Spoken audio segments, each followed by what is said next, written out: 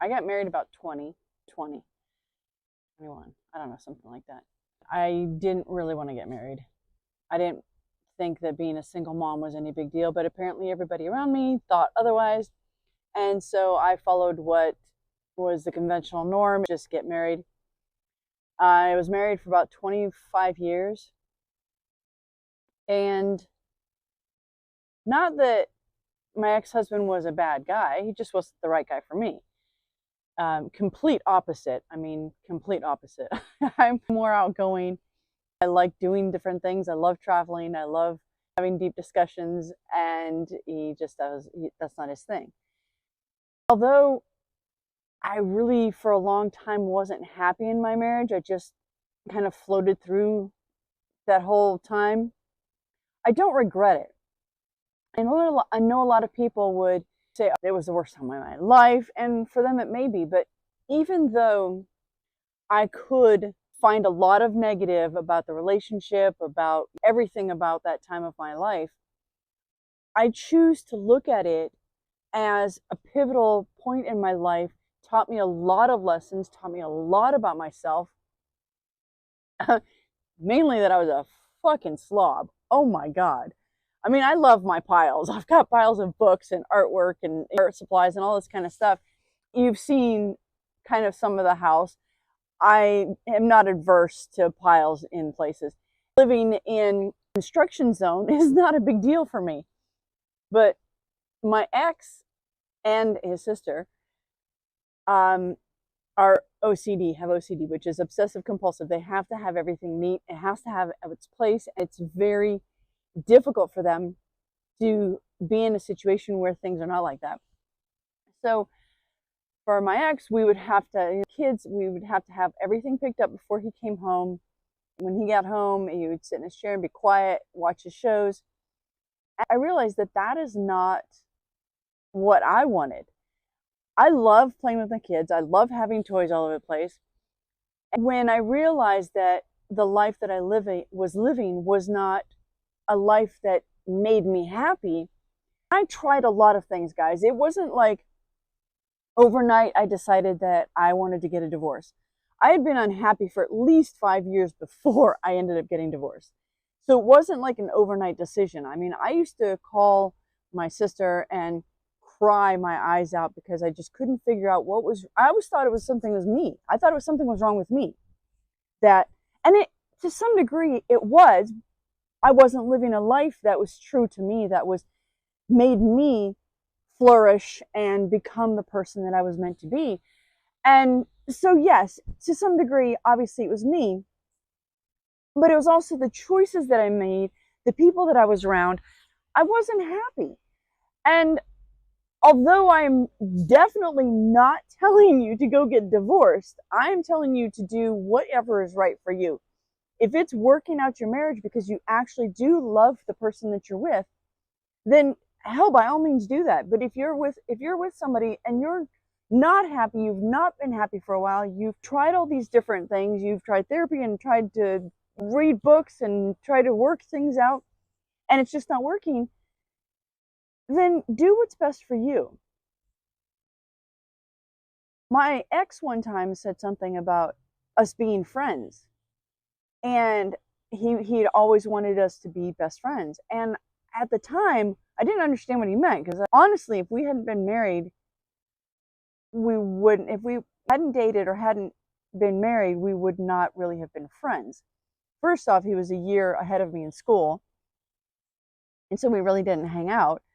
And secondly, we really had nothing in common. I mean, other than our children, we literally had nothing in common.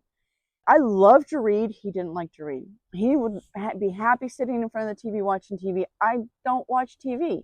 I would rather do something else. Talking was no politics, no religion, no deep conversations. And so all of the things that make me happy, that make me who I am, all the creative things, I would have art pieces and art projects going all over the place, and he would get upset because I'd have too many things going and have messes everywhere. So everything that I was doing felt like it was wrong, felt like it wasn't allowed, or it wasn't conducive for a happy home life, really. And I really got down on myself. I beat myself up so badly that when a friend of mine from work came to the house, now I hardly ever had anybody from anywhere come to the house. Not because I was embarrassed about the house, but just because I wasn't comfortable there. I would have rather been anywhere else. And when you're at home, regardless of what your home looks like, if it's this grand thing or if it's this tiny little place, you should feel comfortable there. You should feel like this is some place where I'm safe, I'm secure, I can get cozy, and it's a sanctuary for me. And my house was not that. So she came over one time, and when we were at work the next day or day after or whatever, she came up to me and she said, "Hey, Tammy, I kind of want to talk to you." And I was like, "Oh God," thinking it was something about work. I don't want you to get upset, but I wanted to talk to you about something, and I'm just not quite sure how to say it. I'm the straightforward type. Just tell me, yes, I might get mad, yes, I might get hurt, whatever, I'll get over it. So she told me this thing that was bothering her. She said that she was surprised. When I was at work, I was happy. I mean, I was outgoing. I talked a lot. I was very vivacious and gregarious and just talked to everybody. But when I was at home, I was a completely different person. She had expected me to be even more so when I was at home, and I wasn't. I was less, much less. And she was very concerned for me. She thought I was being abused. Now, although my ex was not physically abusive, he didn't make me feel worthy. He didn't make me feel like, yes, he said he loved me, but there's a feeling, an emotion, a sense of security and, like I said, sanctuary that you get when you're around people that you feel really comfortable with. And I didn't get that. Now, I'm not saying that my ex was a bad guy, because he wasn't. He really wasn't. We just were not compatible. We really were not compatible. Her saying that, my brother came and he said basically the same thing, only he called me a trophy wife, I think, which I could never have imagined. But I started to realize that, and let's be honest, guys, initially I did the whole, oh no, it's nothing, denial, complete denial. But as time went on, and like I said, it was 5 years that I finally was like, okay, I'm not happy in this situation. I need to do something. And then trying to figure out what I wanted to do. Sorry, I was shaking so bad. It's cold out here. Once I finally decided that I wanted to do that, it was like a decision. Just sat down and I said, we need to talk. And he's like, you want a divorce? And I was like, yep. And we got divorced, and I don't even think it took, I think it was like 6 days. I didn't want anything, so I didn't take anything. My eldest daughter was grown and out of the house. My son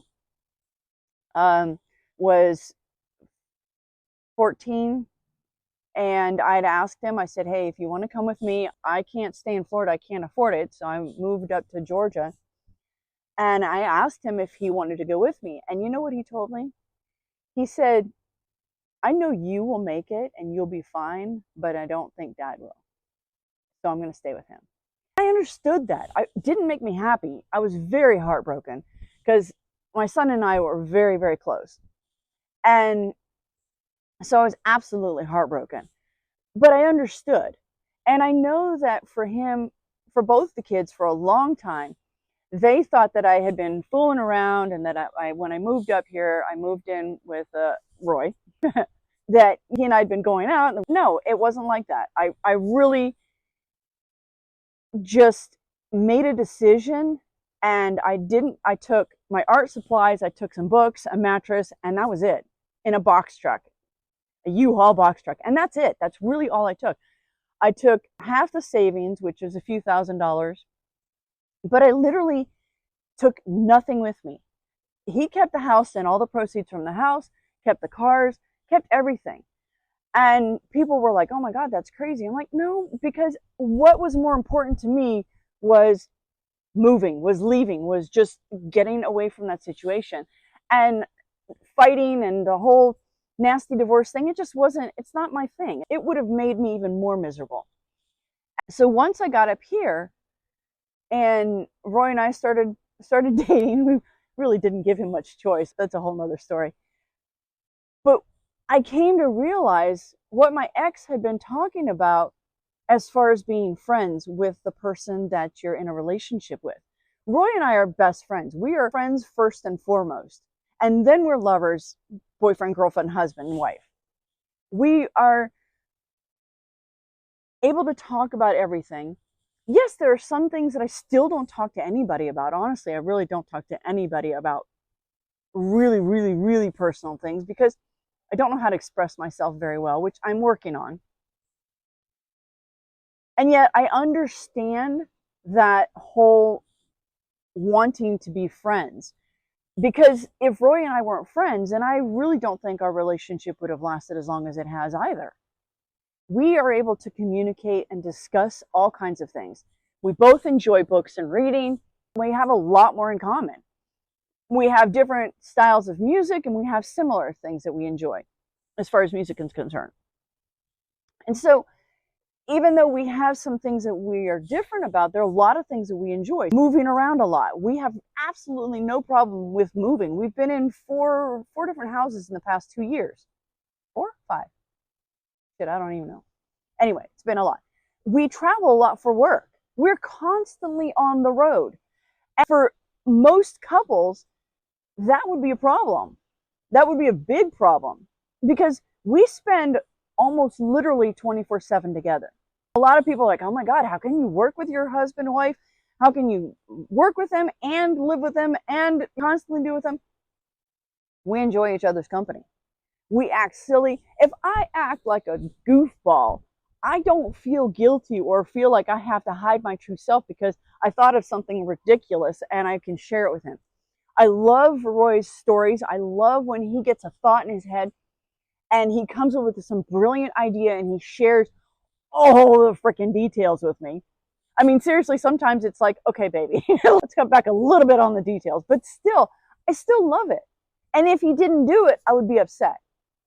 I do get upset because sometimes we get mad at each other and we tend to kind of close ourselves off. Both of us do it. And that's one thing from my ex that I didn't like was whenever he got mad, he stopped talking. I would rather you talk to me and tell me what's going on and me get upset and me get hurt than not say anything. And then, same time, I know Roy has told me several things that has bothered him. Oh, sorry, school bus is going by. That I forget to, I will forget that we've discussed this 20 million times. And he gets upset because he's like, we've already talked about this. It's something that bothers me and you keep doing it and I forget. And it's not because I don't care. It's just I don't remember. I really don't remember. I try my hardest to be the best person that I can in this relationship. That's another thing that I appreciate is that we call each other on our bullshit. There are some times when we need to figure out what's going on because we said we were going to do this and we're not doing this. If you don't have somebody that's honest with you, now you can have honesty and be hurtful, or you can have honesty and try your very best to not pain the person that you're trying to be honest with. It's difficult sometimes. It's not always the easiest to have a relationship that works as well as ours. People look at us and they think, oh, you guys are just perfect. No, we have our difficulties. We have days where we're pissed off at each other and we don't want to talk to each other. Everybody has those days. It's whether you decide you want to work through it or not, or you just want to throw everything aside. If you're not in a relationship that makes you happy, that helps you to grow, to become a better person, to write that story of a better future, then you're not with somebody that you really need to be with. And I know that's painful. When I first realized that I was not going to be in that marriage any longer, it hurt. It really did. Because it's not like I got married to get divorced. I honestly didn't want to get married. But once I got married, I wasn't planning on getting divorced. I really wasn't. So these big changes created the life that I have now. All of that I can consider negative, I consider positives, and I'm very grateful for that time. even though it was very difficult and I had a hard time and I was miserable, I wouldn't change it for the world. I would not go back and change a single thing, because that's made me the person that I am now. It's made me more aware of what I do want in my life rather than what I don't want. It's made me understand myself better. It's made me understand the people that I want in my life better. It's made me have a better communication with my children. So all of these things would not have come about without having that, difficult time in my life. And yes, to some degree, there was a lot of trauma there, and I had to work very, very hard and do a lot of internal work and a lot of the shadow work that we talked about yesterday to get that voice, because I had his voice in my head for the longest time. Years of, it's not going to work, or why are you trying something new, or, the last thing didn't work, why don't you finish that first? All of the negative. And it's not that he meant it to be negative, I don't believe. I just think that the doubts that he had in himself, he projected onto me. And that's a part of why I wasn't happy. I realized that I am not the type of person who, I've tried a lot of different businesses. And so I've spent a lot of money. But I'm going to continue to do that because that's who I am. I'm not somebody who can just, be satisfied with the mediocrity or with the status quo. It's not in me. I will continue to grow and to educate myself and to, expand my horizons in any way possible, because I want to be a better person. I want to be able to share all of the knowledge that I have. So there's so many things that could be taken as tearing me down that actually built me back up and built me up into a better person, and continue to build me up into a better person, because like I said, they've taught me what I want out of my life, at least get closer to what I want out of my life. So what is it that you've gone through that you can take a look at and shift? I get sometimes that you feel like you can't find a single positive.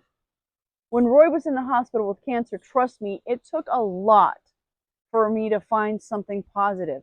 But I always found something. Because if I didn't, then I would end up in that mire and we would not have made it. Because as far as I'm concerned, both of us were in that situation. Even though I physically wasn't the one in the hospital with the cancer, I was still in the hospital with cancer. Because the person who has to live with the person who has cancer is just as traumatized as the person who had the cancer. And I don't care if you say no or not or whatever, or no, it's even worse for them. Trust me when I tell you, it's not fucking easy. And it's just as hard. I've had to work through that. And I'm still working through that. Because I can't imagine my life without Roy. And it would really suck. It would really suck, because I wouldn't have anybody to talk to that would understand me. We have so many inside jokes. We have so many inside conversations about things that other people wouldn't understand. They just would not understand. So how could I get along without my best friend? I can't even imagine it. I don't even want to imagine it. Oh, sorry, I didn't mean to do that.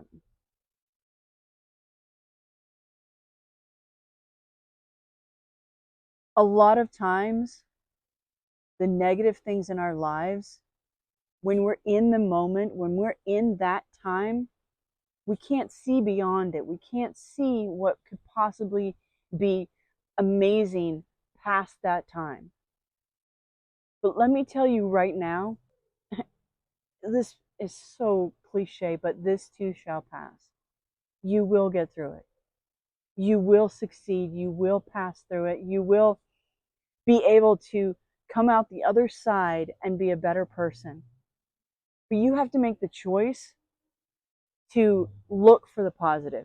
You have to make the choice to decide that what you're going to focus on is not the low down, the negative, the hurt, the pain. You're going to find the one little sparkling cloud, the one little light in the dark tunnel. And sometimes it's so faint.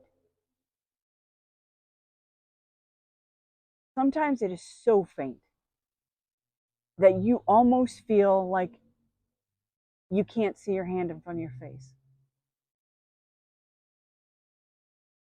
And in that time, just know that there's somebody else out there that will hand you a little bit of spark of light so you can build up your fire. Because trust me when I tell you, you can do it. You can. You can make it through anything that you've got going on in your life. The whole reason for me doing this is so I can give you that little spark.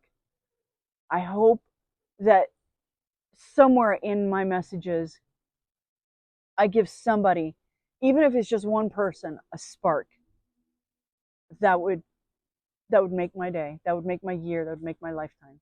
Then what I want you to do is, when you get through that, is to be a spark for somebody else. Pass it on. Because I'll be honest, another reason why I'm doing this is because I didn't have anybody. Part of it was because I didn't want to reach out to anybody. I didn't want to look like a fool. I didn't want to embarrass myself because I thought I was the only one who went through this kind of stuff. I'm a very secluded type of person when it comes to very specific stuff. I can talk about it later, obviously, but in that moment, the shit is mine, and I hold on to it. And I've come to realize that that's not necessarily how you got to live life. Sometimes you just got to reach your hand out and ask for help. I know it's difficult. Trust me when I tell you, I know it's difficult. I very, very rarely ask for help. I can count, it's less than one hand, maybe one or two times that I've asked for help. And it's not easy. But let me tell you right now, there will be somebody out there. If you reach out your hand, somebody will take hold of you and help drag you out. At least climb in the hole with you and help dig you out. I hope if you can't find anybody and you find this, that you get the courage that you need to be able to move forward through your life and through whatever it is that you're going through. If you need to, leave me a comment and I will try to help you with whatever I can. If this resonates with you, I don't know, subscribe, like, thumbs up. But I just felt like I needed to let people know that you're not alone. You're not the only one. I know that sometimes we're like, I can't believe that somebody else is going through this shit. And we are. We just don't always talk about it. I think we need to talk about it more. I think we need to be more open with this kind of stuff. I think we need to be more open with our feelings. And maybe there are people out there that are. I never really was. So that's why I'm sharing. Because I want to be able to share and tell people you're not alone. You, for myself as much for you. So that said, live life adventurously. It's the only way to live. Later.